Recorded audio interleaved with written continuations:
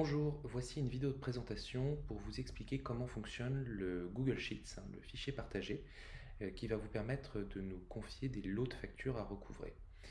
Donc dans le fichier que nous vous avons partagé, deux onglets, un onglet explication, un onglet formulaire à remplir. Je me concentre du coup sur l'onglet formulaire à remplir pour vous montrer les différents champs et le fonctionnement.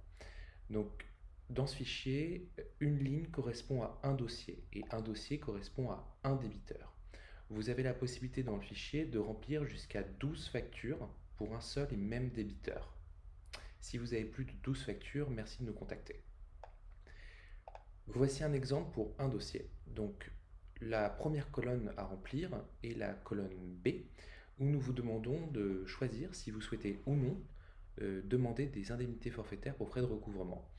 Donc vous avez la possibilité de cocher la case ou de la laisser décocher.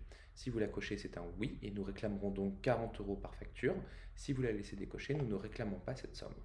Ici, vous avez la possibilité de nous écrire un commentaire, ce n'est pas obligatoire, pour nous indiquer s'il y a quelque chose de particulier que nous devons savoir concernant ce dossier. Prochain champ, et toute la série qui va suivre en violet, concerne les informations sur le débiteur. Ici, nous vous demandons de renseigner le numéro SIREN de votre débiteur. Donc, c'est les 9 premiers chiffres du numéro SIRET, si vous avez le numéro SIRET, afin que nous puissions l'identifier dans notre base. Vous avez la possibilité, mais ce n'est pas du tout obligatoire, de nous mettre le nom de la société. Vous devez nous indiquer le genre de votre interlocuteur, monsieur ou madame, et automatiquement, ça nous remplira notre code côté RubyPayer. Ensuite, on vous demande le prénom et le nom de votre interlocuteur dans la société, son email, très important pour que nous puissions le contacter, son numéro de téléphone. Si vous nous confiez un portable, ça nous permettra de lui envoyer un SMS. Si c'est un numéro de téléphone fixe, l'étape SMS ne se fera pas.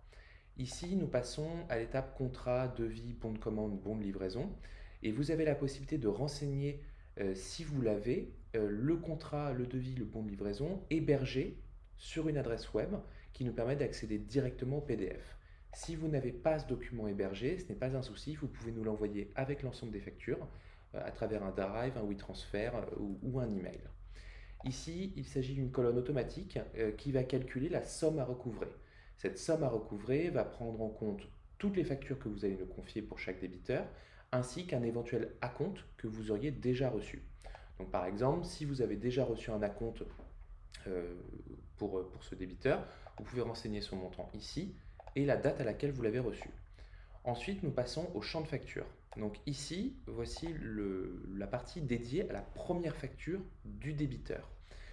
On vous demande de renseigner le numéro de cette facture, le montant TTC à recouvrer, la date d'émission et la date d'échéance. Si vous avez plus d'une facture pour un seul et même débiteur, vous avez la possibilité de renseigner les factures suivantes dans les champs facture 2, facture 3, facture 4 éventuellement, jusqu'à facture 12 si vous avez 12 factures pour ce même débiteur. Une fois la ligne renseignée, un lien va se générer automatiquement de notre côté qui va nous permettre de gagner beaucoup de temps et d'efficacité pour ouvrir votre dossier. Une fois que la première ligne est faite, vous avez la possibilité de passer à la seconde ligne qui va donc concerner le deuxième dossier pour un autre débiteur. Point très important, si vous copiez-collez des données dans le Google Sheets, il est très important que vous ne copiez que les valeurs et pas la mise en forme. Je prends un exemple en allant chercher une donnée que je vais copier. Ici, si je copie la donnée, il est très important, si vous avez une mise en forme dans cette donnée, de ne prendre que la valeur, donc coller uniquement les valeurs. Si vous copiez une mise en forme, tout le système mis en place dans ce tableau qui va permettre de générer un lien de création de dossier ne va pas fonctionner. Donc voilà pour le fonctionnement. N'hésitez pas, si vous avez des questions, à nous contacter directement par mail ou par téléphone. Toutes les coordonnées sont dans l'onglet Explications. Merci, à bientôt.